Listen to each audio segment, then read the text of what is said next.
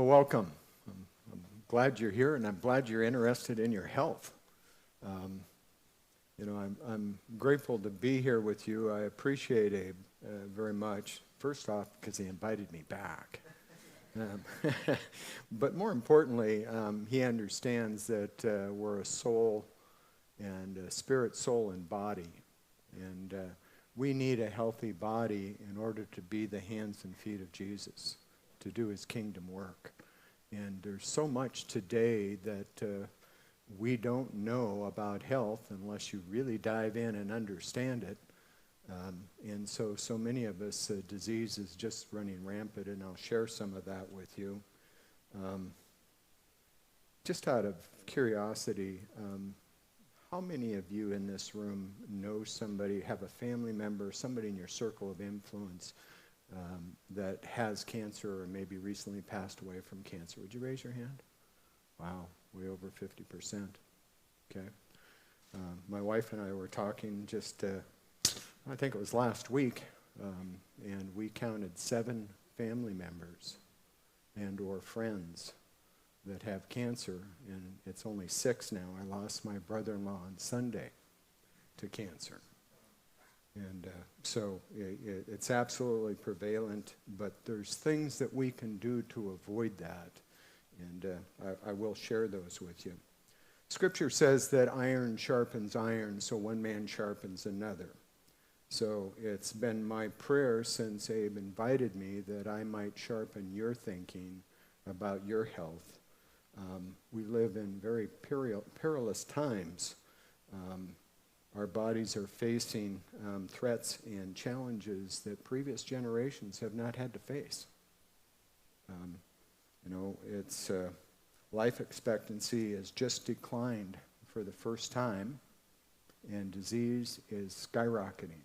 And I will share some of those statistics with you.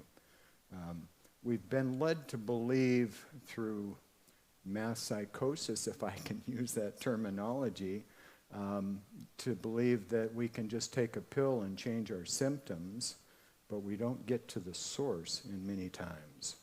And that's really where we need to focus. I learned early on when I was doing my studying that in the early 1900s, there was 450 homeopathic schools in the United States. And Rockefeller and Carnegie got together, their vast wealth, and they started lobbying and created their petrochemical and pharmaceutical company, created the AMA, and by 1956 they had changed all the laws and wiped out all of the homeopathic schools in the United States. And so there's really a threat against us, if I can say it that way. So, as Abe said, I'm not a healthcare provider. I did want to mention one other thing. The 3rd chapter of John, the 3rd John, 1st chapter, verse 2 says, "Beloved, I wish above all things that thou mayest prosper and be in health, even as thy soul does prosper." So God is on our side. But he says, "Ask and you shall receive, seek and you shall find, and knock." That knock word is an action form. It's something that we have to do before that door opens. So again, Abe mentioned I'm not a healthcare provider, but I'm really here to share my testimony about how the Holy Spirit walked me through a cancer story. And I will share that with you. Hippocrates is often referred to as the father of modern day medicine, and that's where we get "thou shalt first do no harm." But he had a couple of other quotes that people don't hear often, and that is, "Let food be your medicine, and your medicine be your food." And we haven't been taught, but there are powerful, powerful plant compounds that are just phenomenal in what they can do, and I'm going to share some of those with you. And he also said something else, and that is all diseases begin in the gut, and that includes cancer. All diseases begin in the gut.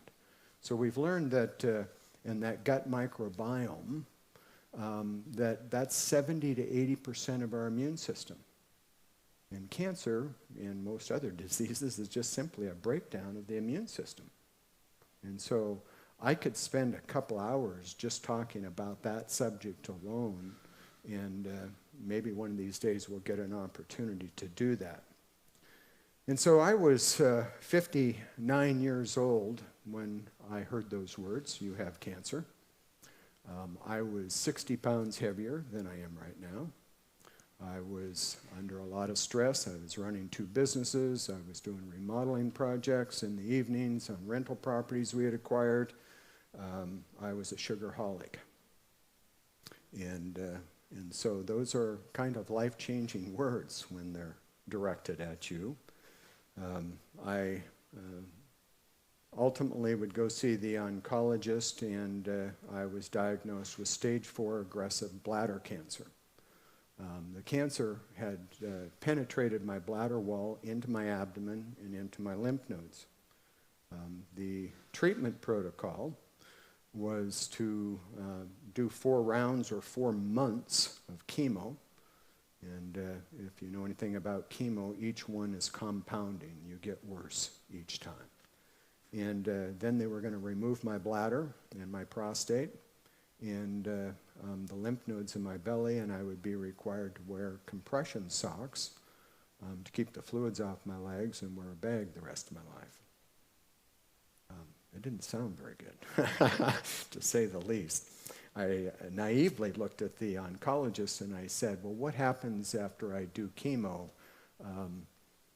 Do I still have to have my bladder removed?" And he looked at me and he said, "You have 1 chance out of 1,000 of that happening."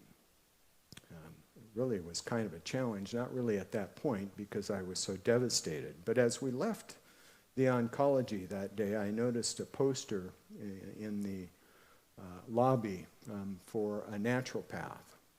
And I had an earlier experience about naturopathic medicine when I was 20 years old.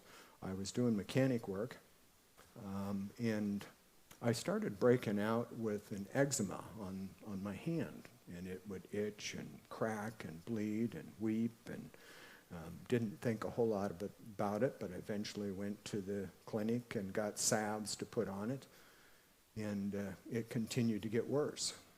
And I worked at that for about 2 years, and eventually uncovered my entire body. I was absolutely miserable. And I don't remember exactly who told me, but somebody suggested that I go see this naturopathic doctor, an old German guy who lived on the south side and worked out of his house. And so I went to see him. He looked me over, asked me what I did, and then he asked me for a urine sample. He stuck some pH paper in there. He says, "Oh, you got too much uric acid in your system. Here's some blood cleanser. I want you to quit drinking pop and coffee and any milk products." And then he looked at me and he says, "And I want you to change professions."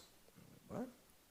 And he said, "The solvents and the greases and the Gojo hand cleaners and all of that," he says, "your body's absorbing that and it's toxic.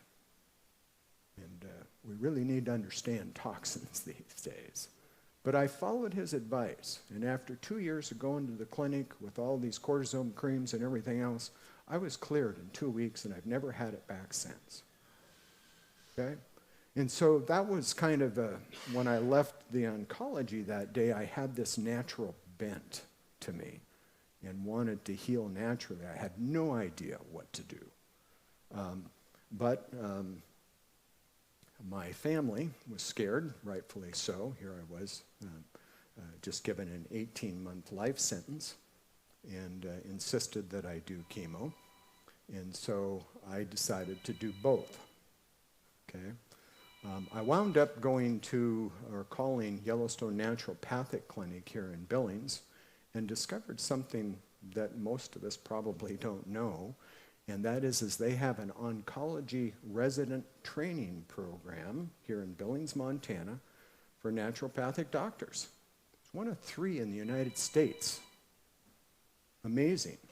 And I was introduced to a very bright naturopathic doctor who graduated top in her class and had a major in plant biology. And so that was the beginning of my journey. Okay? And so I'm going to share some of the things that we did, but I did wind up delaying the chemo treatments for about 6 weeks, maybe 8, much to my wife's dismay, just because of the fear factor, I suppose.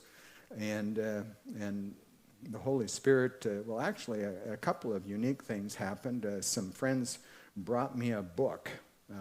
They heard that I had cancer, called The Germ That Causes Cancer. And so I started reading that book, and I immediately changed my diet. There was a diet in the book for about 3 weeks, so I changed my diet entirely, and I'll share that with you. And then there's a guy sitting right back here that brought something to me. It's called artemisinin, and it's a wormwood product. I had no idea what it was. And so I researched that. But anyway, I was trying all of these things. I felt like the Holy Spirit told me to eat my aloe vera plant. I had this great big aloe vera plant that I was growing in the family room. So I started making a smoothie. I was just starting that journey. And so let me start with some cancer statistics, because it's so prevalent. Nearly 50% of the population will get cancer in their lifetime. And this was about 8 years ago. It was 45% of all females and 50% of all males, and it was climbing rapidly. Now, this was up from 4 or 5% in the early 1900s. So this has been climbing, and lately it's been climbing even faster. So I wouldn't be surprised if it doesn't exceed 50% today. As I mentioned earlier, cancer is a breakdown of the immune system, and cancer absolutely loves sugar. Okay? One of the ways I figured that out is when I got a PET scan. They do a PET scan. They inject your veins with radioactive sugar water and have you lay real still in a chair, because if you move a muscle, your muscles will uptake that sugar, and it'll light up on the scan. And so I laid real still, and of course, then all of the cancer lit up in the scan. I had part of my journey here as I was doing all kinds of book reading, and I was doing these docu-series about cancer, where people would go around and interview integrative doctors all around the country and what they were doing to solve cancer. And one of those doctors said that the corn syrup in one soda pop would effectively reduce your immune system by 50% for 6 hours. I thought, wow, okay. The average consumption of sugar in America today is about 130 pounds per person. Some say 150. In 1910, when cancer was very low, it was only 5 pounds per person per year. So we really consume a lot of sugar today, and it does have an effect on our immune system. So you can reduce cancer's risk by 60% with proper vitamin D. And we're going to talk about vitamin D because we think we can take a vitamin D pill and we're good. And I've got some news for you. But getting proper vitamin D is one way to reduce your cancer risk. Another way is by eating cruciferous vegetables. You can reduce your risk of cancer by 60% by eating cruciferous vegetables 3 times a week. So things like kale, broccoli, cabbage, cauliflower, bok choy. There's others in the cruciferous family. But it's the sulforaphanes in there, and I'll talk to you a little bit more about that. Long-term stress also has a tremendous effect on the body, these cortisols that get produced in this fight or flight scenario. So when you're under long-term stress, you're really reducing the immune system. They estimate that about 40% of our cancers are caused from stress. And there's many things that you can do to eliminate stress. And then heavy metals and toxins. I already talked about my toxins.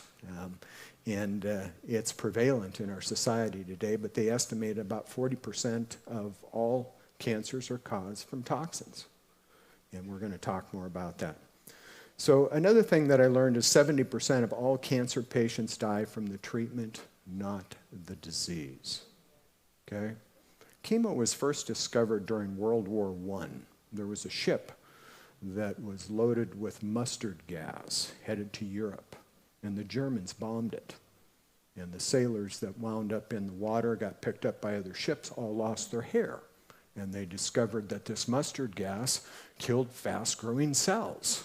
And so they wound up applying this poison to put in our bodies. Amazing. 40% of oncologists, all oncologists surveyed, would not give their treatment to a family member. Cut, chemo, and radiate. That is the standard of care that the American Medical Association applies to chemo today. And then I did learn that cancer doesn't survive in 3 environments. It doesn't survive in a high heat environment. Okay? Hence, opening up my home, I have this sauna, built special lights. And we're going to talk about this. This near-infrared light will penetrate into the body up to 4 inches deep. If you had a fever of 104 or 105 degrees, you'll kill cancer cells. Cancer can't live in a high heat environment. Cancer can't live in a high oxygen environment. There's ways that we can do that. I actually tried very hard to get the medical community to let me use a hyperbaric oxygen chamber when I was trying to get rid of my cancer, but they wanted $1,200 a session, and it didn't work. And cancer can't live in a high alkaline environment. So what did I do? I did this radical diet change. I eliminated all gluten. And if you eat grains, okay, what you need to understand is you will want to make sure your grains are organic. As most non-organic wheat grown is in the U.S. today is desiccated with glyphosate, Roundup. Okay? This herbicide, which is toxic in and of itself, also potentiates gluten in people who are not even gluten sensitive, and it interferes with your liver's ability to manufacture the active form of vitamin D.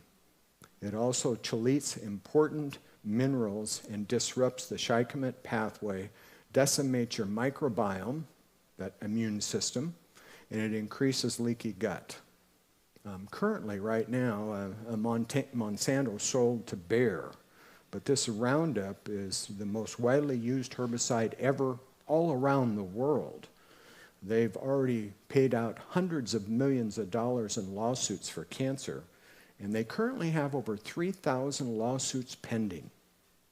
Amazing.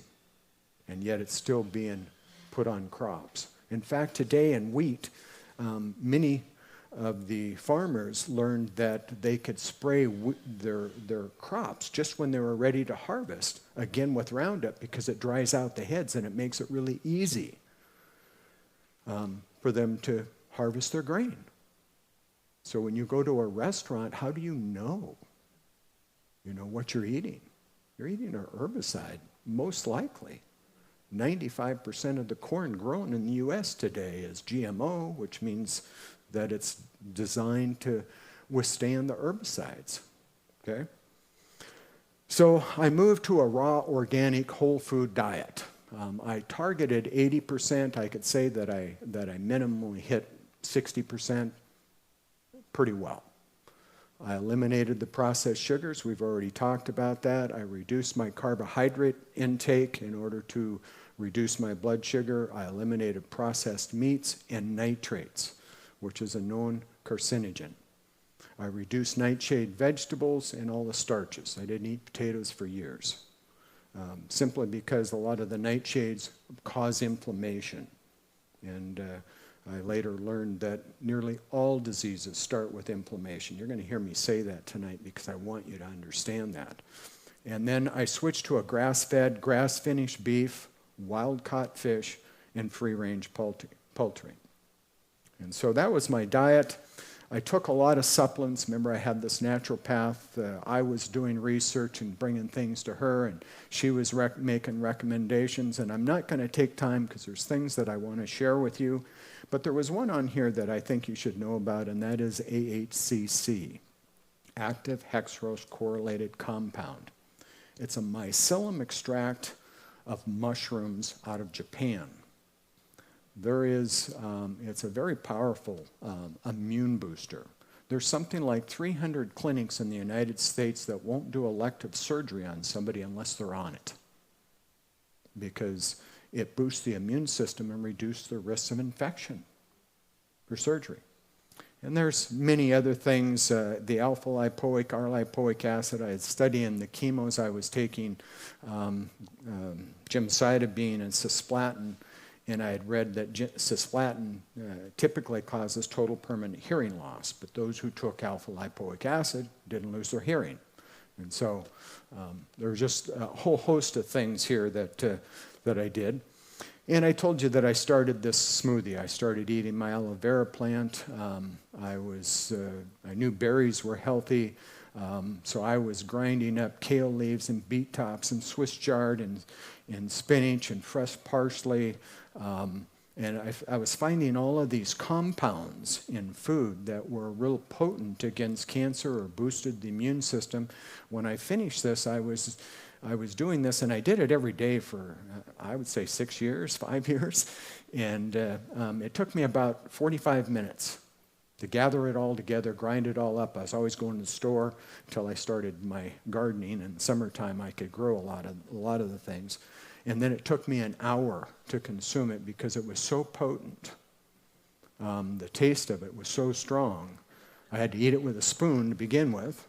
I called it my cancer-fighting smoothie. But things like cardamom, if you've ever had cardamom, or clove powder and stuff like that was in there, was just extremely potent. So in addition to all of that, to target cancer for cancer cell death or apoptosis, I started Iscador mistletoe injections while I was doing chemo. And so they use this in Germany and Europe quite a bit. It's very potent against cancer, but it's against the law to use in the United States, or I should say for a doctor to administer in the United States. But my naturopath helped me find a source for it, gave me a prescription for needles, and I would inject it into my belly, and I'd get these big knots and turn black and blue and stuff like that. And the object was that it would create an immune response, and that's what we're trying to do, is get my immune system up. And so this artemisinin, the wormwood product, I discovered when I learned about it that it has one iron molecule and 2 oxygen molecules. Remember, cancer doesn't live in an oxygen environment. And so cancer cells take up 1,000 times as much iron as a typical cell would. So cancer would go after the iron, pull in the oxygen, and cause a cancer cell to explode. Okay? I was doing high-dose melatonin. We're going to talk about the benefits of that here in a little bit. Low-dose naltrexone, and then I was going in doing high-dose vitamin C in my veins at the naturopathic clinic a couple of times a week. There's almost no disease that can't be cured without high doses of vitamin C. You can't get it in orally because your body flushes it. It has to go into your veins. I did eventually find a way that's almost 70% as effective as IV treatments, and so I started to use that later. I was doing black cumin seed, berberine that I was using to lower my blood sugar, and then this sauna, near-infrared light therapy, very, very powerful. And I built these lights and would go in there at 100 degrees, and these lights would penetrate in my body. I'd come out at 150 degrees. I'd raise my body temperature to about 102. But actually where the lights were, etc. So I still do that today. I did it this morning. It's one of the ways I cured my heart. The chemo was very destructive to my heart. And sauna therapy is one of the best therapies there is for your heart. And not to mention the detoxification and stuff like that. And then I was using frankincense, and later on, I knew that my immune system got decimated by the time I finished up with the chemo treatments, and I had learned that 1 to 3% of all the cells in a solid tumor are T cells. They can't be killed by chemo. And so I knew that when I got done, that I had a high risk of having cancer later. And so I was looking for ways to stop that from happening.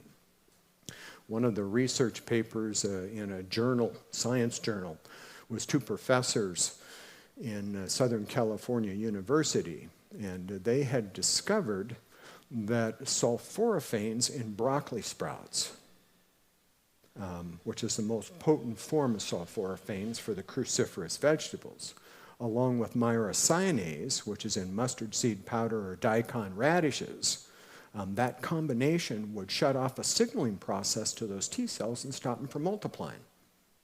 So obviously I eat lots of broccoli sprouts, okay, and stuff like that. So other things, and we're going to talk about some of these. I'm not going to take time to go through them all because there's things I want to share with you.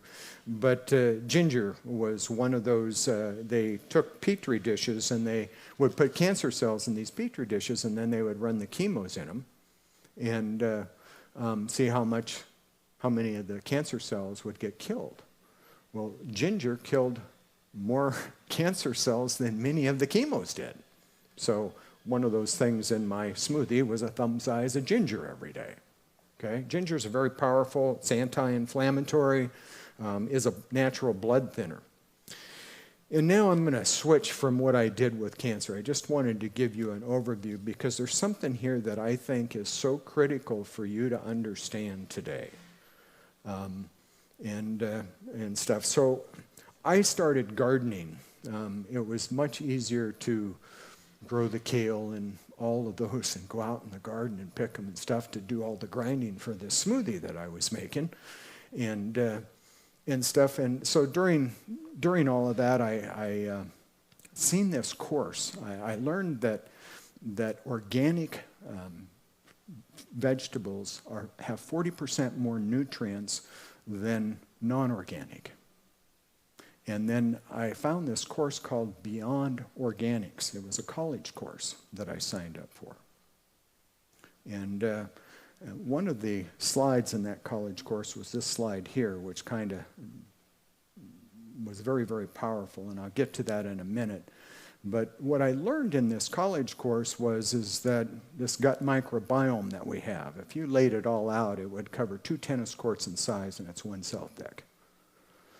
And but it's got all this bacteria and yeast and fungi and all of that. There's good and bad in there, but having it in balance is what makes our immune system. When it gets out of balance, that's when our immune system starts to go haywire.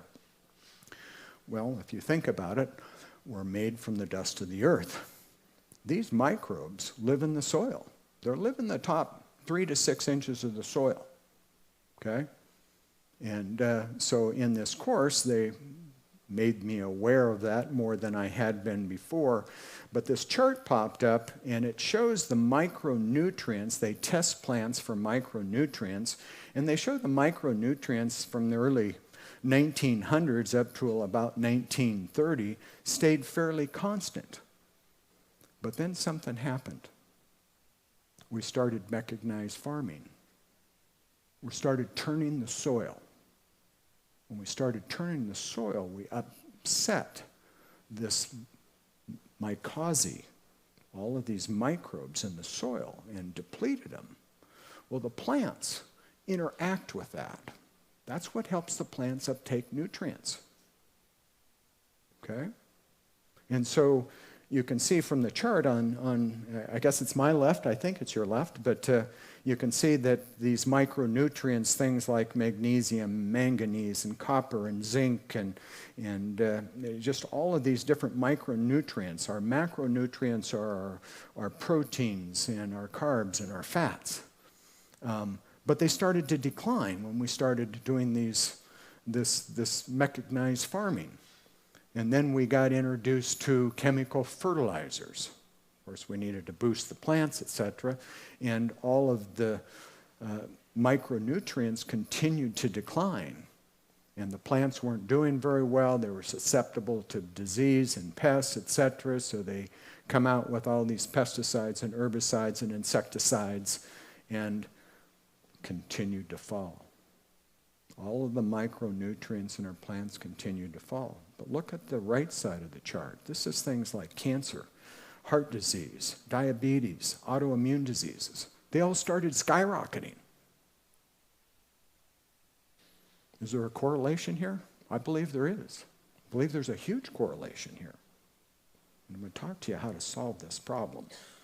But in reality, this is what's happening to us, is we're losing these micronutrients.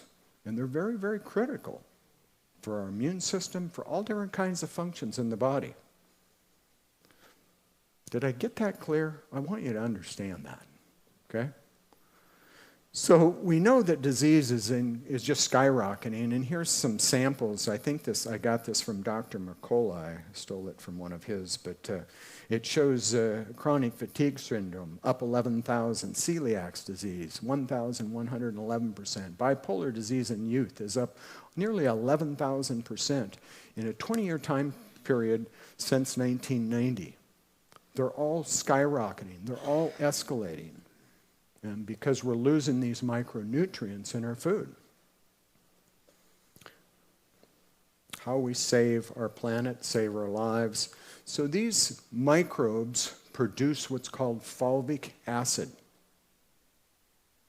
And that's what's largely missing from our food supply today, is this fulvic acid. Okay?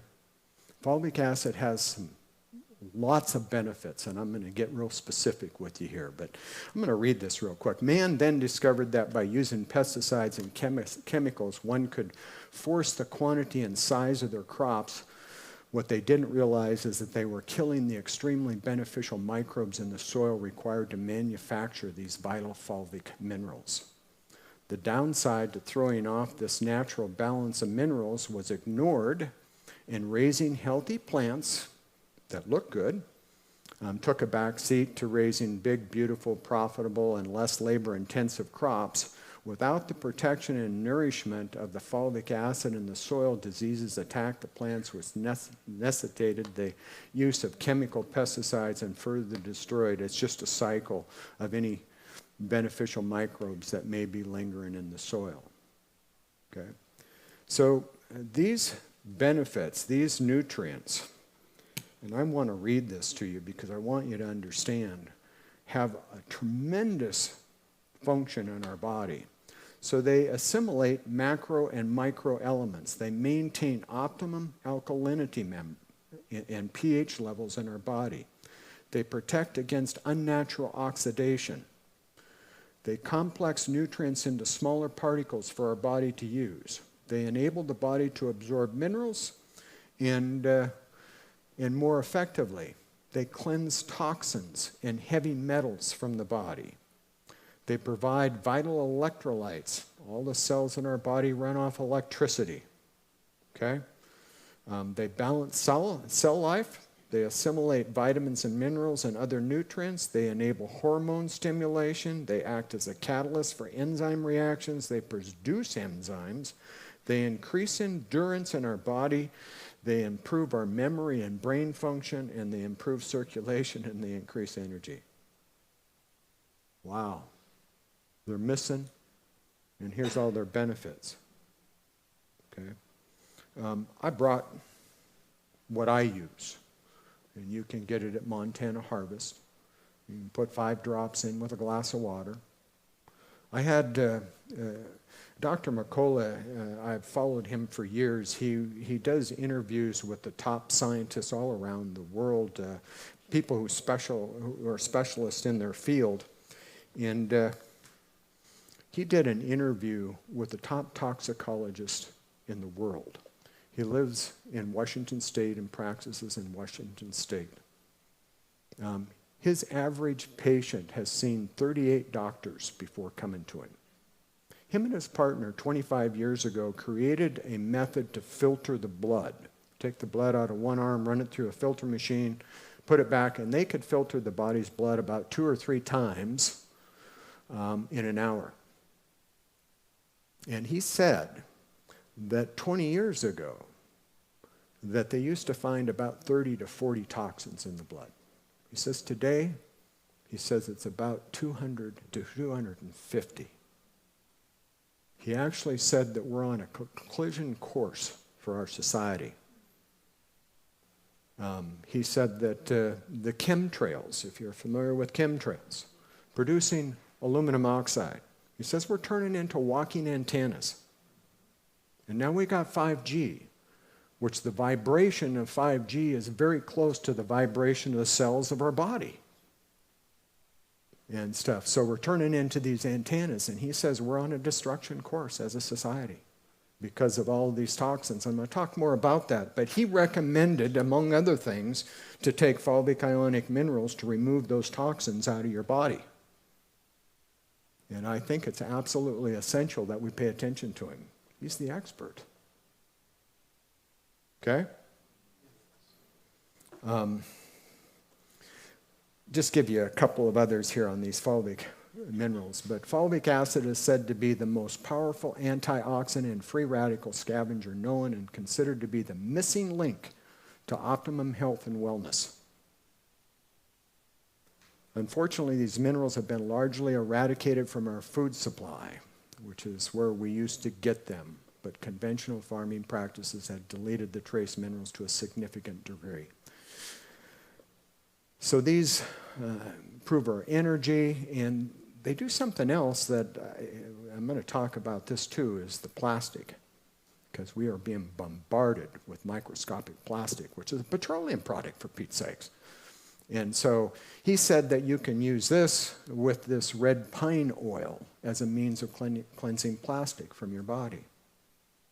It says you may also notice improvements to your sleep quality, your overall concentration, and even as an immune booster.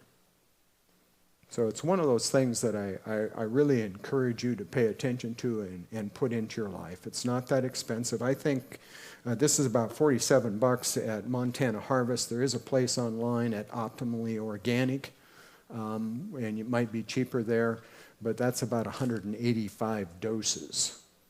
So if you did it 3 times a day, it lasts a couple of months. But I do it at least twice a day. Okay? So chemical toxins. We do need to understand this. So of more than 80,000 chemicals currently used in the United States, most haven't been adequately tested. Okay? I don't know whether you realize this or not. And I don't know whether it is today, but I did know it was a few years ago. But the head of Monsanto became the head of the FDA. Yeah. Did you know that on the board of directors, there's 13 CCP members of the FDA? Wow. And so, no wonder these toxins aren't being filtered out and taken out of our system. And so we really have to pay attention because these toxins affect our respiratory, our reproductive, our skin, our renal, nervous, hepatic system, cardiovascular, and our immune system. And they're in everything. And so when I was dealing with cancer, we worked really hard at removing toxins out of our home. So we changed our household cleaning products, personal care products, your toothpaste, fluoride. They called the pineal gland their third eye. Well, it calcifies the pineal gland. Fluoride does, too much of it. So personal care products, if you look at the label and you can't pronounce the words in it, you shouldn't be putting it on your body. Your skin's the largest organ of your body. And so we're finding toxins in our water. We need to be paying attention to that. It's in our food, additives, and I'm not trying to scare you. I'm trying to arouse your interest for your health. Here is what I'm trying to do. Home furnishings. I mean, a lot of times we've got flame retardants. They're forever chemicals. They can't be removed from our body. Home furnishings, the air we breathe, I already mentioned the aluminum oxide that's being pumped into the atmosphere. Many people are becoming sensitive to this EMF radiation now that we're getting so close to the vibration frequency of our bodies. Petroleum products, pesticides, insecticides, herbicides, artificial sweeteners. Some of these artificial sweeteners were products that were, what do I want to say? They were throwaway products from something else that they were making, but they were sweet, and they turned them into artificial sweeteners and feeding them to us. They're damaging to our health. I mean, use stevia. It's a natural plant product. I mean, there's things out there. You just have to start changing your habits. Cookware. We're all aware of the Teflon coating. Those, again, are forever chemicals. They put bug repellent in some clothing. I buy fishing clothing because I love to fish. And you see it, and they've got bug repellent already built into the clothing. You can even buy paint that kills bugs. You can put it on your walls. And so medications, my naturopath was very cautious about the supplements that I chose because many of them have not been tested for heavy metals and other things. So you really need to look at high quality products for supplements. Construction material. I was working around the glues and all of these things. And so I had a lot of toxin exposure before with my cancer and mold and dyes, etc. So, and then you got, I just did this real quick for the Dirty Dozen, and I'm sure most of you are aware you can get on the internet and look up the Dirty Dozen. They just added 3 new ones. I think Mercola had an article on it today. But if you go to buy strawberries, they're one of the most heavily pesticide foods there are. And so you should be buying organic, spinach, kale. And then you got the Clean 15. And so those are foods that you may not have to do organic. But that's available to all. We all have cell phones. We can look that up and get that information. But you should be paying attention as you start to eliminate these toxins from your body. So our water, is it safe? When I was working to get cancer out of my body, I had started to learn about the water. And so I looked at getting a distiller to try to remove everything out and wound up settling on a reverse osmosis system until I read a report by the World Health Organization that said reverse osmosis water long-term is damaging to your health. And the reason that it is because it takes the good things out. It takes out the electrolytes and stuff, and if you're not replacing those, it's damaging to your health. So we still use reverse osmosis today, but we buy the trace minerals, put the 30 drops per gallon back in when we're going camping. We'll do that for our water. But I want you to see CW Labs is Mike Adams with the Health Ranger. It's the bottom one here. CW Labs sent out reports to people all around the United States to have them send in water samples. They have one of the top labs in the country.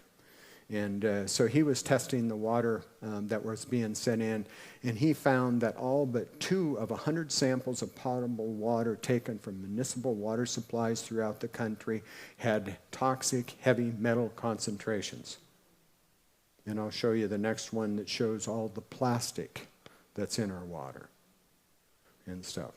So you do need to pay attention. Environmental Working Group found that 3/4 of our nation's drinking water is contaminated with carcinogen hexavalent chromium, putting more than 2/3 of the United States at risk. I always felt like, well, I live in Montana, it's Yellowstone, there's not a lot of cities upstream from us. But then you think about the train getting derailed and dumping the asphalt in, and the pipeline at Laurel that busted, and all of that coming down. But what we're really starting to see, and in fact, the Bureau of Mines right now is doing a study on the West End groundwater. It should be released in 2024. And they're finding pharmaceuticals in the groundwater. Wow. Microscopic. Can't be removed from our water treatment plants. And then there's this story of bottled water convenience. Man, I just have a real problem with this. Carmen and I was in Miles City about 7 years ago going to a funeral, decided to stop in at Walmart and pick up some flowers to lay on a grave. And it was July, it was 90 degrees outside, it was about noon, sun was high in the sky, and in the entire front of Walmart were these big pallets stacked that high, not covered, and the sun was just beating down on all of these plastic water bottles. Have any of you ever seen plastic that's set in the sun for a while and it's real brittle? You all have. Because it starts to break down plastic. And here, you don't know when you say, well, I need some water, I'm going fishing, let me grab a case of water bottles. You have no idea that if it was setting in the sun or not and being leached. And this tells you right here, tests reveal bottled water contains nearly twice as many microplastic particles per liter as tap water. The contamination was thought to originate from the manufacturing process. They've tested all kinds and found all of this microplastic in these things. And you can go get yourself a stainless steel water bottle. Okay, not aluminum, stainless steel. And I'll show you a solution, whether you use the reverse osmosis and add the trace minerals back in. Mike Adams, again, with this lab, tested every filter that was out there. These little water pure filters you put on your faucets and all of these other things. And he determined, after all of his tests, that the Big Berkey water filtering system was hands down the best filtering system that there was. It's a ceramic carbon with silver in it to kill the bacteria, etc.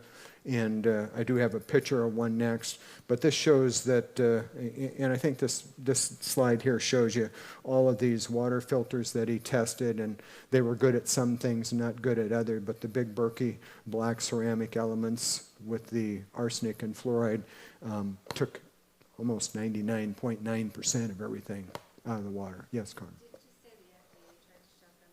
The FDA did try to shut him down.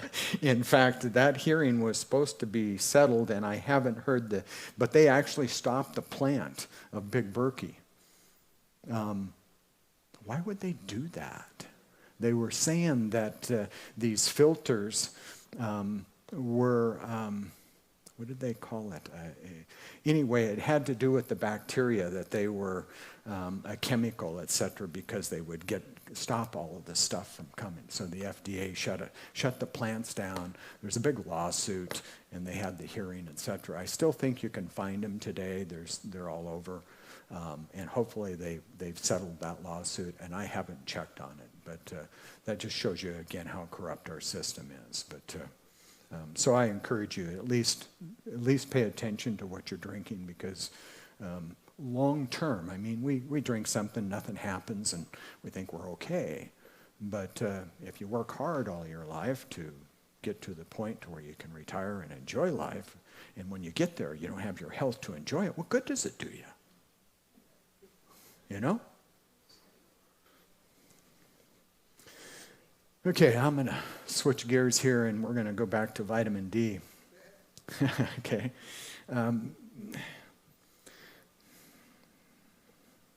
The sunshine vitamin. Sunlight has a whole array of wavelengths. There's some that are visible and some that are invisible. There is more to sunlight on our skin than just vitamin D, a lot more. Okay? We were created naked in the garden until we sinned and shame came about. But God made our bodies to absorb sunlight. And there's a lot of benefit to it, to our bodies. And I'm going to go through some of that. But we're taught that, avoid the sunlight. And I don't know whether they do that because we go out and spend too much time in the sun and get burnt, which isn't good for us. Okay? They tell us we're going to get skin cancer. But in reality, we can't, in the northern hemisphere here where we are, you can't get any benefit from the sun from October until March. Okay? You have to have a UV index of 4 or greater. So we have to supplement. I understand that. You got to supplement with vitamin D, because vitamin D is a powerful immune booster. But there's so many other things that happen, and we'll talk about those. So nitric oxide is released when the skin is exposed to these UVA rays. It's beneficial for heart health. It helps relax blood vessels, reduces blood pressure, plays a key role in immunity, cellular function, neurotransmission, and has antimicrobial and anti-cancer effects. Almost every cancer patient is deficient of vitamin D.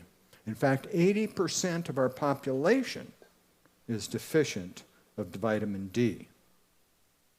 And this vitamin D is one of the most powerful vitamins for our bodies. The UV exposure is the body's natural way to produce vitamin D.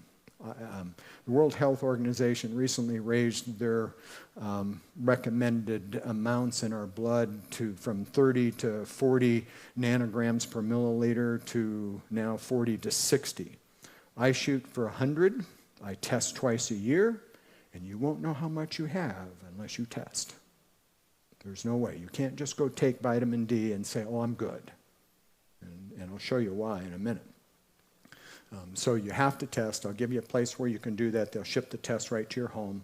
Take a blood test. Prick your finger, give them some blood drops, send it back, and they'll get you your vitamin D. You can also do it if you do regular blood work with your doctor and checkups. You can ask him to do it. But you should check your vitamin D levels. It's very, very important. So sunlight also helps your cells to structure water for hydration, okay? And so water molecules are clumped together unless they're coming from a high-pressure spring. Something about the high-pressure spring that single files those water molecules. Our body needs those water molecules to be single-filed in order to absorb and hydrate our body. We're really good as babies is doing that. Babies have no problem. But as we age, we lose that ability. Well, sunlight helps us to do that. It helps us to structure water. So in March, I'm out. I'll spend 15, 20 minutes in the sun. I take 5,000 units in the summertime, and I do about 10,000 units in the wintertime. But everybody's different. That's just me. I've tested. I'm trying to regulate it, okay, and stuff. But if you could expose half your body, I think you understand what I mean, because only one side can be half your body to sunlight, you would get 25,000 units in about 25, 30 minutes. Wow, okay? And stuff. So getting that sun exposure is absolutely critical. It also produces melatonin. 95% of our body's melatonin is produced by sun exposure on our skin. The pineal gland, which regulates our circadian rhythm, only produces about 5% of our melatonin. And so melatonin has a whole host of benefits, and I'll get to it, and one of those is killing cancer cells. So the UV and blue light helps to regulate that circadian rhythm in sleep light. Red light promotes wound healing, tissue repair, builds collagen to reduce wrinkles. Sunlight exposure also results in the production of serotonin and the beta endorphins, which promote mood enhancement, relaxation, relieves pain, and boosts immunity. So here's the full spectrum. The vast majority of the melatonin your body produces, 95%, is made inside your mitochondria in response to near-infrared radiation from the sun. So mitochondria are little organelles that are inside your cells. Our bodies can, when we're young, could have 500 in a single cell. As we age, they weaken, and then some begin to die. Mitochondria is your energy, okay? That's the energy structure of your cells. And so as we age, we start losing these mitochondria, and they get weaker. One of the best ways to boost them is a near-infrared sauna, by the way.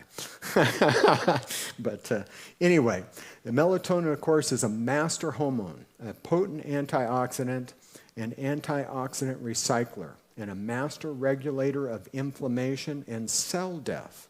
So a cancer cell is a cell that refuses to die. It just keeps replicating.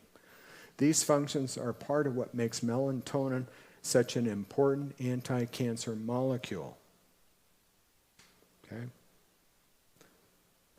So it's important to note that melatonin supplements, contrary to what you might expect, do not wind up in your mitochondria where they are needed to quench the damage from the oxidative stress. So let's see, I went the other direction. Again, I mentioned that 80% are deficient, and vitamin D plays a role in nearly every bodily system that we have, including fighting against viral and bacterial illnesses. Okay? Here's what you need to know. You can take D3, but if you're deficient of magnesium, you may not get any benefit. You would have to take about 250% more than another person would, because D3 depends on your magnesium levels and also on your K2. And most people are deficient of magnesium and K2. K2 is in cruciferous vegetables, okay? But you can get a K2 supplement to go along with your D3 supplement. That'll help your D3 to absorb, but you also need to have a sufficient amount of magnesium. And so they all kind of interact together. And so, so magnesium and vitamin K2 optimize your supplementation. Again, without these, you may need about 250% more, okay? So, let's see here. Again, getting tested, the only way to determine how much sun exposure is enough for you and how much vitamin D you need is to measure your vitamin D levels, ideally twice a year, and check your magnesium levels at the same time. I recommend, I think I keep going backwards here. Here's the website for vitamin D testing, grassrootshealth.net. And I think it used to be $60, it might be $65 or something like that.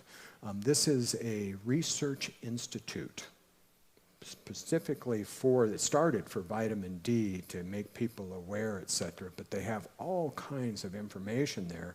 They're now testing for magnesium. They're testing for your omega-3, omega-6 ratios. They can do your heavy metals testing in your body. They do your CRP, your inflammation markers.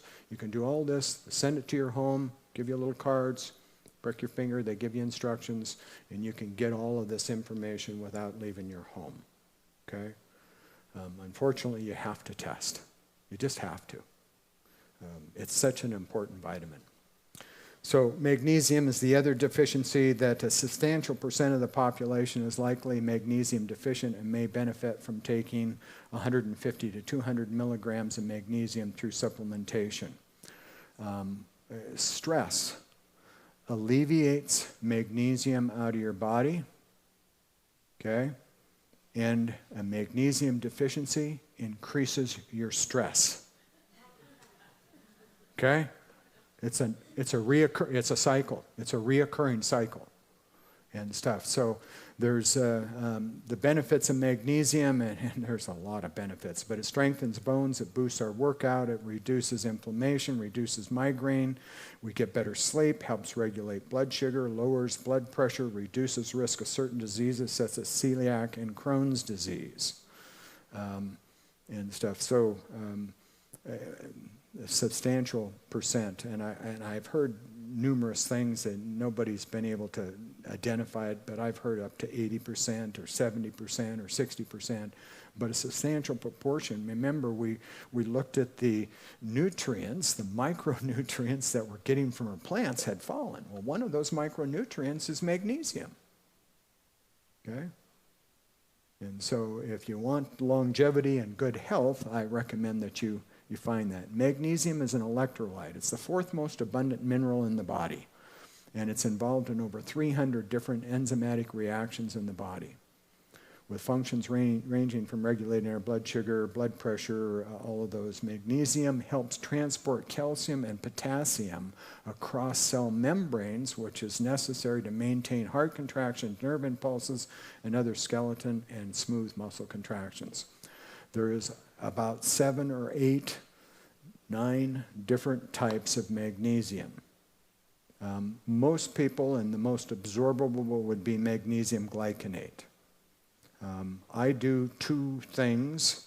I take magnesium L-threonate. It's the only magnesium that's man-made. But I take it because it's the only one that crosses the blood-brain barrier. And then I sauna. I sweat profusely. I'm losing minerals out of my body. And so I have a magnesium spray when I get out of the shower, and I spray my body down with magnesium, okay, to replenish that. And so it's called Ease. You can get it at Montana Harvest. I will forewarn you, it stings a little bit, but only for 30 seconds or so. Okay? So, again, you can check for that at grassrootshealth.net. Let's see.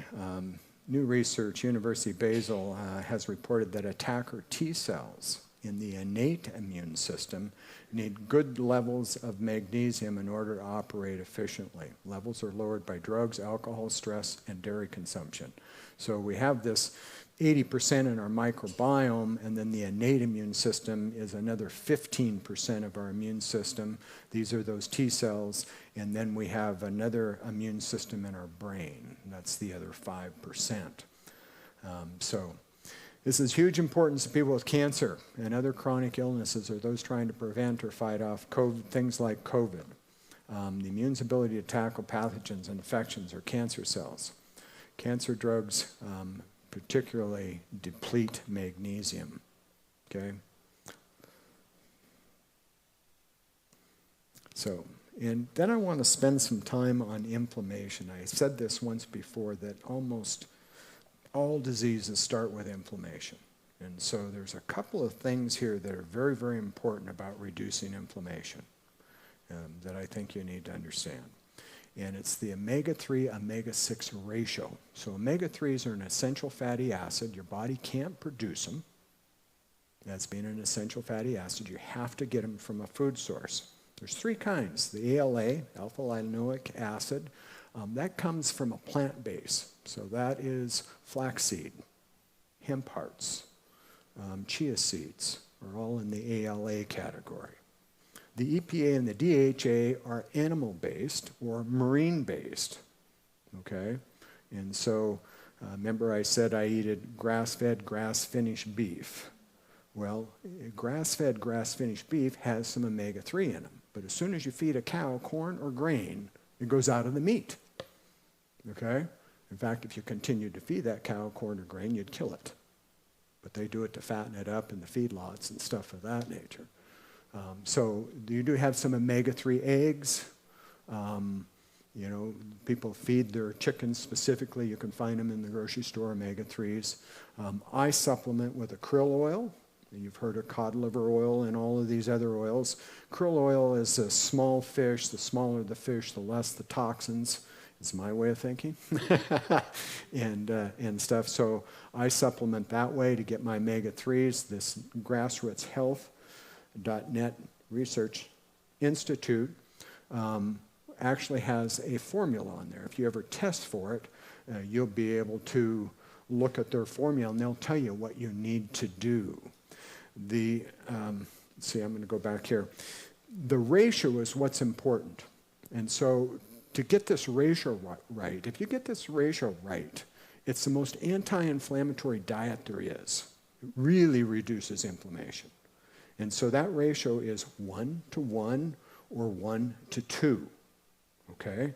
1 part omega-3, 2 parts of omega-6s. Your body needs a little bit of omega-6s, but omega-6s are highly inflammatory. The average Western diet is 1 part of omega-3 and 25 parts of omega-6s. You start looking, omega-6s are in everything. All you have to do is look at the label, and I'll show you what they are. But they're virtually in everything. So you really have to have a radical diet change in order to eliminate them. So omega-3s help mediate the immune response, or are highly anti-inflammatory to help promote the resolution of inflammation and prevent tissue damage due to inflammation. Higher levels of fatty acids have been associated with improved brain function, heart health, lower risk of dementia, lower risk of cancer, longer life, and a reduced relative risk of death from any cause. Wow. Very important to get this one right. Vegetable oils are responsible for our epidemic of health. I think it's these nutrients and these vegetable oils that we're being fed. Those two together is what's causing all of our diseases, right there. Okay? I shouldn't say all of them, but a vast majority of them. So, again, why you need more omega-3s: reducing the inflammation, optimizing muscle building, bone strength, improving our metabolic syndrome or metabolic resistance, our insulin resistance, improving mental health and behavior. I mean, there's all these researches, all these studies, there's lots of them. Protecting your vision, reducing your risk of kidney disease and colon cancer is these omega-3s.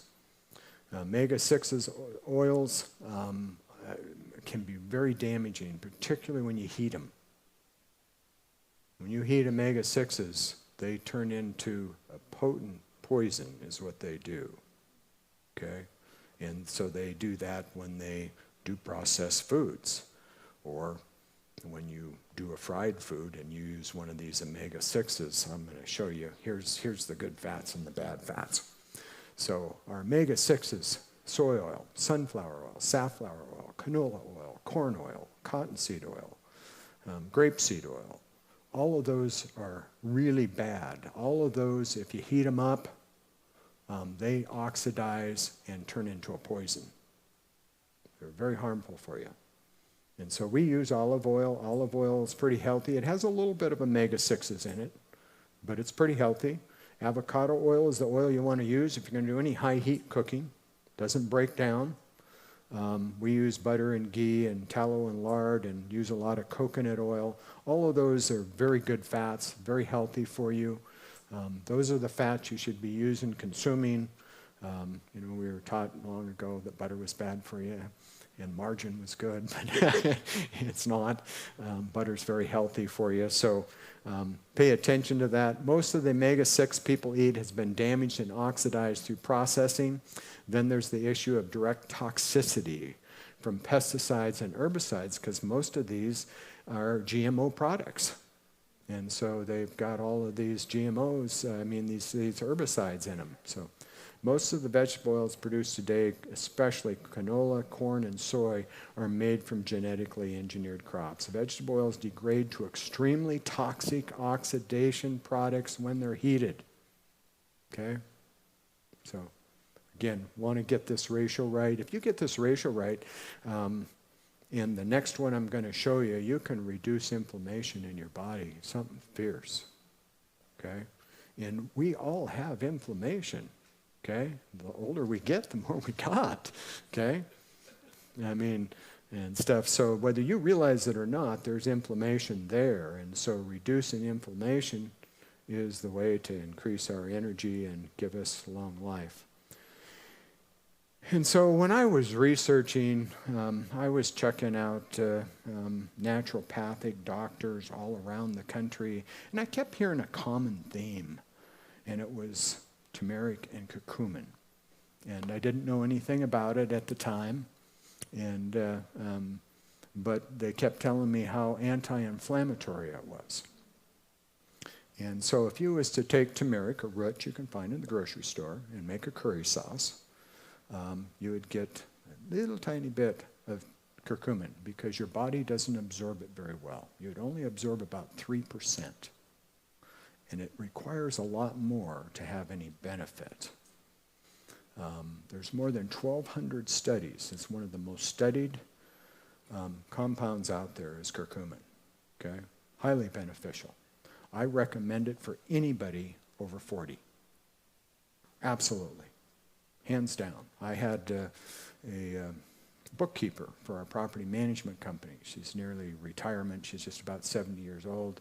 She was complaining about being tired all the time, brain fog, all of this stuff.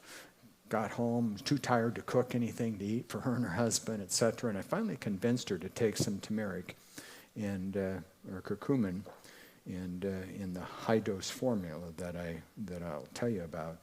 And within about a week to 10 days, her husband looked at her and he said, "Where did you get your energy?" Okay? So curcumin will also boost your brain power by about 30%. In fact, it's helped reverse Alzheimer's and dementia to a certain degree. So it's very good for the brain, highly anti-inflammatory, very good with your energy. Okay? So it fights inflammation and increases the body's antioxidant capacity, improves brain function, lowers the risk of brain diseases, reduces the risk of heart disease, helps treat or prevent cancer, helps clear amyloid plaques linked to Alzheimer's disease, helps with arthritis, helps treat depression, helps delay aging and prevented age-related diseases, and helps increase energy in the mitochondria. What's not to like? You know? Again, I talked about the absorption. So scientists were working on this because they knew the benefits if they could get it in the body. And so they wound up with taking bromelain, which is the core of the pineapple. You buy a can of pineapple, it's got that whole list. Well, that's the core. That's bromelain. It's a digestive enzyme. They take bromelain and mix it with pepperine out of pepper, and they could increase the absorption by 1,000%. It's pretty good. Not nearly enough. Two companies, Mervia and Thorne, took a plant-based molecule that all the cells in the body readily absorb, and they bound it together with curcumin, and they increased the absorption by 42 times. Now we're talking, okay? Lately, they've came out with some new ones. One is a liposomal, and another one is a nano curcumin. And I haven't checked on either one of them. Costco sells the one, I believe, by Mervia. It's called the C3 complex. Comes in a square brown bottle. It's called turmeric. And it is the plant-based, the phytoturmeric. And that's the one that I use. You need at least 6 of those a day. You can safely take 20 of them a day. Okay? And all the research. I mean, there's lots of research on this. But you need 6. So we go on vacation, and sometimes I just say, okay, I'm going to drop my supplements. I'm going to take a break for a week. I have a couple of previous construction injuries. One is on a big toe joint, and another one's right here. And so when I quit taking curcumin, when I quit taking those, I'll start to notice pain. Oh. But as long as I'm taking it, I don't have any pain. Okay? It's highly anti-inflammatory. So if you've got any of those kind of things going on, shoulder injuries, knees, things of that nature, very, very good for pain. Okay? Brain, inflammation, energy. Okay? And so you can buy the BMC 95. I think I have that here. Let's see here. Back up here. Research Life Extensions found that curcuminoids target 10 factors involving the cancer development, and I guess I wanted to share that. This includes the chronic inflammation, the DNA damage, the disruption of the cell signaling pathways.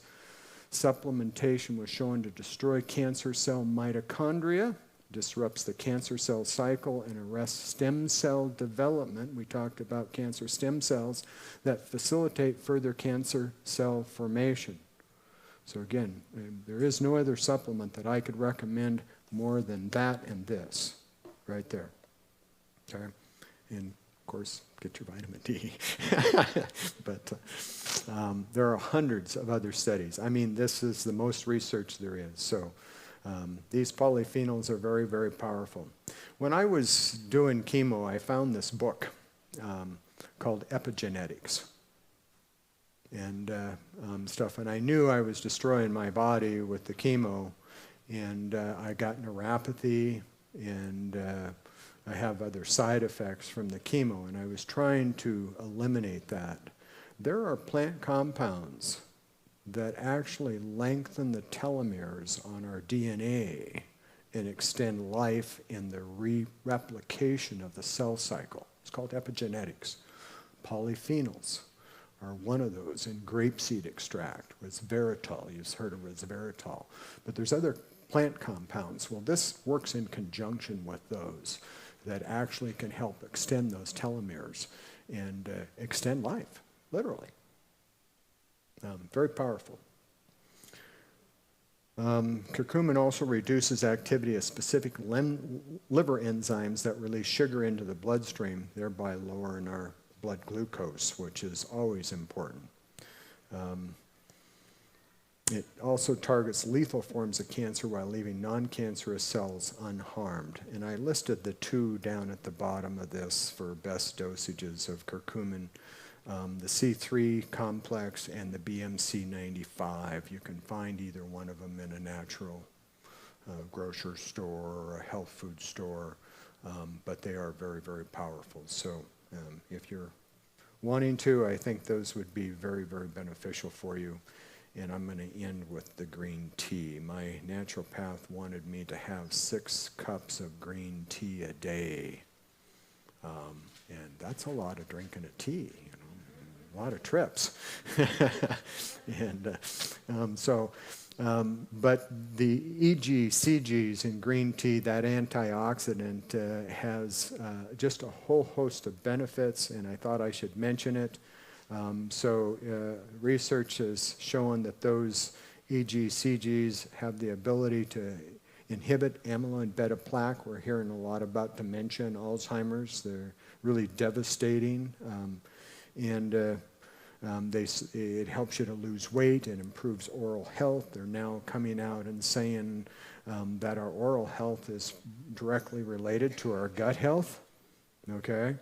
And so it improves oral health, it boosts the immune system, it benefits the skin, it improves mood, reduces anxiety and depression, and I'm just getting started. I found a way to get 6 cups with 1 cup. You want to hear about it? It's called matcha. Okay? And stuff. So matcha is finely ground green tea leaves. You can get it in the ceremonial grade. Those are the young leaves.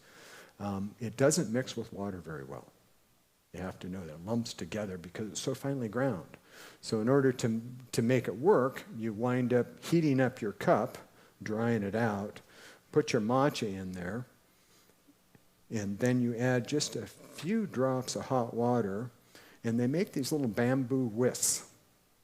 And you mix it all up into a paste. And now you can add your hot water and your honey. Honey's good for you. Very good for you. The Bible tells us honey's good for us. Add your honey, some almond milk, a little cinnamon. It's very tasty. Very good. But 1 cup of that a day is equal 6 cups, and you get all of these benefits. Okay? And stuff. What you need to know is green tea is highly pesticided. You have to have organic. Okay? It's absolutely necessary. So, let me see here. I was going to share one other thing with you here before I end. I told you that I did this college course on these soils. So I've been gardening for a long time. I wasn't that great at it, but I was getting better. You always learn when you garden. And so with this college course on nutrient-growing food, I decided to do the course. Well, in part of that course, I got to take soil samples and ship them off to a lab. So I'm this guy that's always adding and amending these soils in my garden. I do my own composting, okay? And so I thought I was doing pretty good. There's my soil report. And stuff. So sodium, sea solids. Ocean water is what they recommend. But you can get sea solids, very low. My hydrogen was extremely low, which is part of your pH. The boron was extremely low. Iron was low. Manganese was low. Copper was low. My cobalt was very low. Molybdenum was very low. Nickel, silicon. Aluminum was okay because it's coming out of the sky. And the humic acids was extremely low. But these are things we don't think about as gardeners, okay? But I have to tell you that this past year I've been amending my soil with these because part of this college course was as they ship, they tell you exactly how much to add based on the square footage of your garden, okay? And so I started amending these. This last year I had a beefsteak tomato plant that was pretty close to 6 foot tall. I wind up building a frame and I wrap strings around the vines, and I only do 5 or 6 of them, etc. Before I got my first tomato, I had 120 tomatoes on the plant. And I would venture to say that I got about 160 or 180 tomatoes off a single plant. My romaine, I've got a picture of one with a soccer ball right next to it. My romaine is just huge. And they last in the refrigerator for weeks. Go ahead. Yes. And so getting all of these nutrients in the soil and the plants that I got out of them, it was just phenomenal. So just for you gardeners out there to be aware of that. Yes. You know, when you get the plants the right nutrients, I didn't have much of a bug problem. I have one problem with bugs, and that's with leaf miners. Okay, you know what those are? Little black flies that put little white eggs, okay, and then they go inside the leaf and stuff of that nature. So I actually order from, I think Gardener Supply. It's a fabric that lets through 90% of the light. I build a little frame that I can just lift up to water and harvest, etc. But then the flies can't get through it, and it solved my problem. They only bother my beets, my spinach, and my Swiss chard. They don't care for anything else.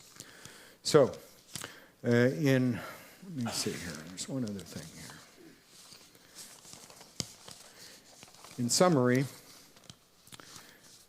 looking back at the trial of cancer in my life, I'm now be 10 years this summer. I'm really grateful, and I give thanks and praise to God, for I'm healthier and I'm a better person because of it. Okay? My compassion and my love has greatly increased. Way better than it was before. Which is the greatest of gifts. Okay? Is not loving one another and growing in unity and oneness that makes our lives grow brighter so as to overcome the darkness that is all around us that we find in this present age. Right? I'm fully convinced. You know, we live in a dark world, but as we go back to the book of Acts and the unity and taking care of one another and loving each other, that's the light that shines and pushes out the darkness and stuff. So I wanted to tell you that. I also learned that you have to take care of yourself or you can't take care of anybody else. When I was so sick, I mean, I'd lay there and think about all the things I wished I would have gotten done for my wife and stuff like that. But you got to take care of yourself first. You do have to learn to love yourself. So I pray God's rich blessings on you all, and as you learn to take control of your health so that you can have the energy to be the hands and feet of Christ. Okay? Thank you.